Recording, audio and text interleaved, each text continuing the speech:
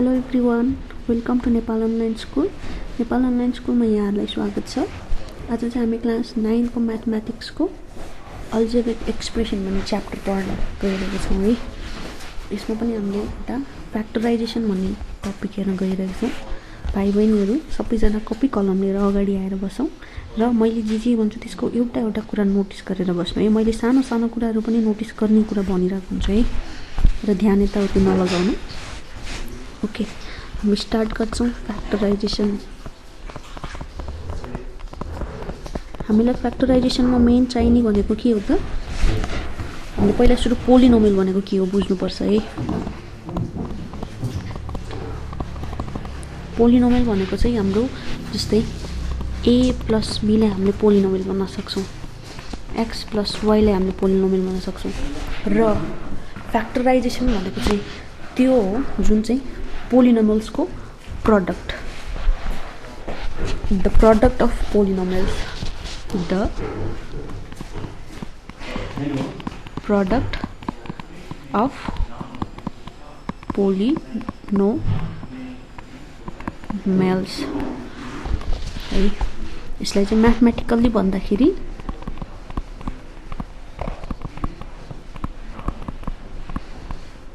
a plus b into x plus y, यसको आउने certain value output हुन्छ नि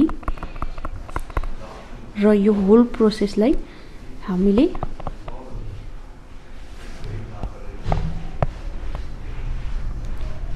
फ्याक्टराइजेसन, यसलाई हामीले फ्याक्टराइजेसन भन्छौँ है। कन्सेप्ट आयो नि। ओके, जस्तै अब यसलाई नै गरिहेरौँ है। a plus b into x plus y equals to, यसले यसमा हामीले a इन्टु b, a ले x plus y plus b ले फेरि x प्लस y लाई मल्टिप्लाई गर्ने है। a ले x plus y plus b ले फेरि x प्लस y लाई, यसले a र x भनेको अलग अलग भेरिएबल भनेपछि हामीले a x मात्र लिन सक्छौँ है। यसमा हाम्रो बीचमा यहाँ मल्टिप्लाईको साइन हुन्छ है। हामीले याद गर्नुपर्ने कुरा, हामीले यसलाई डटलाई मल्टिप्लाई भनेर बुझ्न सक्छौँ है। जहाँ केही पनि छैन, जस्तै a मात्रै दिएको छ भने हाम्रो यहाँनिर 1 अलरेडी मल्टिप्लाई हुन्छ, यो भनेको a नै हो। जस्तै 2x छ भने यहाँनिर हाम्रो बीचमा मल्टिप्लाई हुन्छ नि, 2 इन्टु x भनेको 2x है। यो कुरा एउटा बेसिक कुरा हो है। अब यहाँ हेरौँ है, यसमा ax भयो है प्लस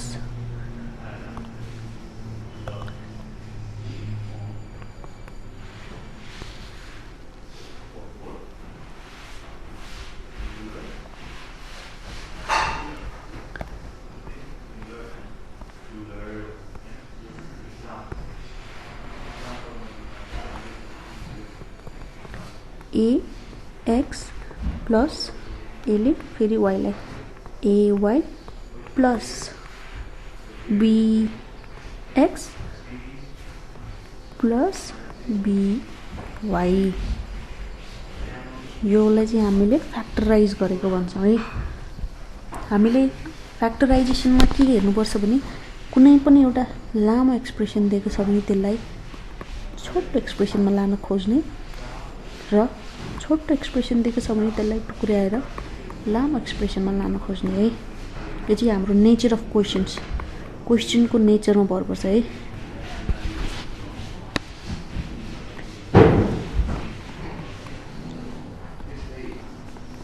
नेचरमा भर पर्छ है। हामीलाई क्वेसनले के भनेको छ त्यो अनुसारले। जस्तै हामीलाई अर्को एउटा पनि कुरा है, जस्तै हाम्रो होल अल्जेब्रालाई नै चाहिने बेसिक कुराहरू के हो म भन्छु है। पोइन्ट्स टु बी नोटेड, हामीले होल अल्जेब्रालाई नै चाहिने कुरा। जस्तै एउटा भनेको हाम्रो साइन कम्बिनेसन, यो कुराले हामीलाई एकदम धेरै डुबाइरहेको हुन्छ है, यसलाई हामीले एकदम नोटिस गर्नुपर्छ। जस्तै हामीसँग प्लस इन्टु प्लस साइन छ भने हाम्रो प्लसै हुन्छ, प्लस इन्टु माइनस साइन छ भने हाम्रो माइनस हुन्छ, माइनस इन्टु प्लस साइन छ भने हाम्रो माइनस हुन्छ, र माइनस इन्टु माइनस साइन छ भने हाम्रो प्लस हुन्छ। यति कुरा एकदम नोटिस गर्ने है। हामीलाई थाहा हुँदै पनि कति कुरा हामीले गर्दा गर्दै हाम्रो साइन मिस्टेक भएर म्याक्सिमम प्रब्लम आइरहेको हुन्छ है। हामीलाई यो कुरा एकदम ध्यान दिने है। एउटा अर्को भनेको हाम्रो बेसिक अल्जेब्रिक फर्मुला।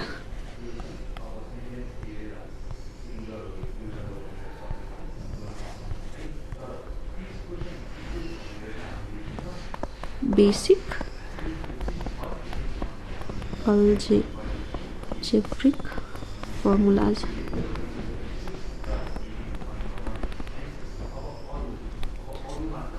म सबै त यहाँ अहिले भन्दिनँ हैन, तर अहिले हामीलाई फ्याक्टराइज गर्नलाई चाहिने के फर्मुलाहरू चाहिँ भन्छु है।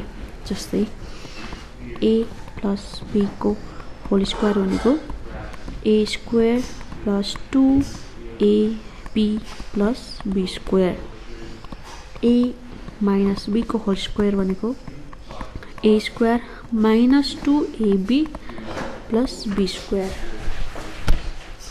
अर्को भनेको a square minus b square, यो भनेको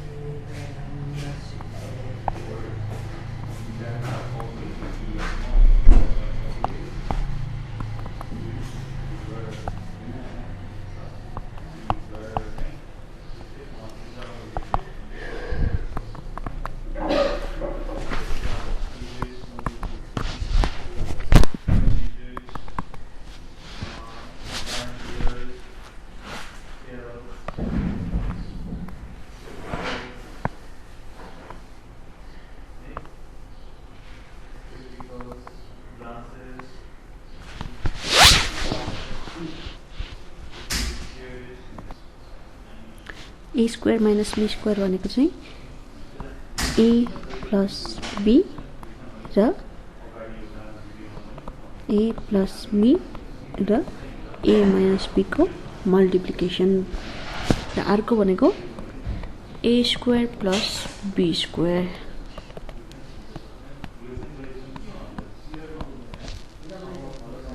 यसलाई चाहिँ a square plus b square minus 2ab, अथवा यसलाई हामीले अर्को तरिकाले पनि गर्न सक्छौँ है। यसलाई भनेको चाहिँ a माइनस b को होल स्क्वायर प्लस 2ab, दुईटा तरिकाले गर्न सक्छौँ है। जुन तरिकाले गरे पनि हुन्छ। जस्तै अब हामीलाई कति केसमा a square plus b square को फर्ममा चाहिने हुन्छ भने कति केस हामीलाई a माइनस b को फर्ममा चाहिने हुन्छ है। त्यही भएर हामीले त्यो कति बेला के लगाउनु पर्छ भनेर नोटिस गर्ने अनि मात्रै लगाउने है। एक कुरा है, यो भनेको दोस्रो कुरा। तेस्रो कुरा भनेको हामीले कमन लिन जान्नुपर्छ है। कहाँ कसरी कमन लिने त्यो कुरा याद गर्नुपर्छ। Taking common properly.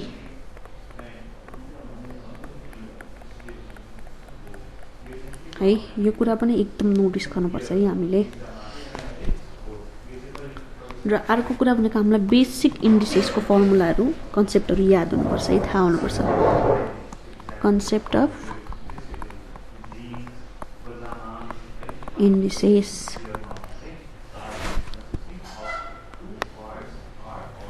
यसमा चाहिँ जस्तै x को पावर 0 भनेको हाम्रो 1 हुन्छ, x को पावर 1 भनेको हाम्रो x हुन्छ, x को पावर स्क्वायर भनेको हाम्रो x इन्टु x हो, x को पावर 1 इन्टु x, जसमा पावरहरू मल्टिप्लिकेसनको फर्ममा पावरहरू एड हुन्छ। जस्तै यसमा 1 + 1 है, यो भनेको x स्क्वायर।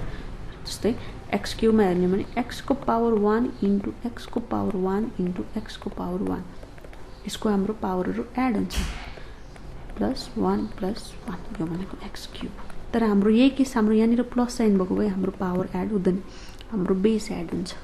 जस्तै x को पावर 1 + x को पावर 1 + x को पावर 1 भनेको चाहिँ यहाँ प्लस छ भने हाम्रो बेसको एड, यहाँनिर 1 हुन्छ, अर्को यहाँनिर 1 हुन्छ, अर्को यहाँनिर 1 हुन्छ भनेपछि 1 + 1 + 1 3x है। ओके, यति कुराहरू हामीले चाहिँ अल्जेब्रालाई नै चाहिने बेसिक कुराहरू यतिहरू हामीले नोटिस गर्नुपर्छ है। ओके, हामी एउटा सिम्पल इक्जाम्पलबाट स्टार्ट गरौँ है।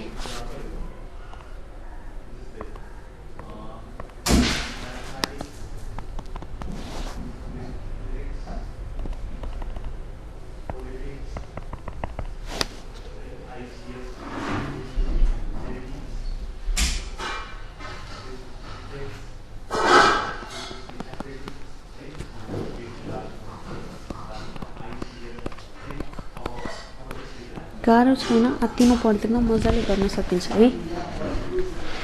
बेसिक कुराहरू एकदम इजी हुन्छ है। 6xy - 8zx यसलाई हेरौँ है त। जस्तै यहाँनिर हामीले मैले अघि नै भनेको थिएँ नि, एउटा फर्मुला याद गर्न जान्नुपर्छ, अर्को कमन लिन जानुपर्छ। हामीलाई यहाँनिर चाहिने भनेको कमन मात्रै पर्छ। जस्तै यहाँनिर हाम्रो भेरिएबल्सहरू के छ, एउटा x छ, एउटा y छ, अर्को z छ। सबैमा सबै त छैन, तर कमन लिनु दुईटैमा, यसमा र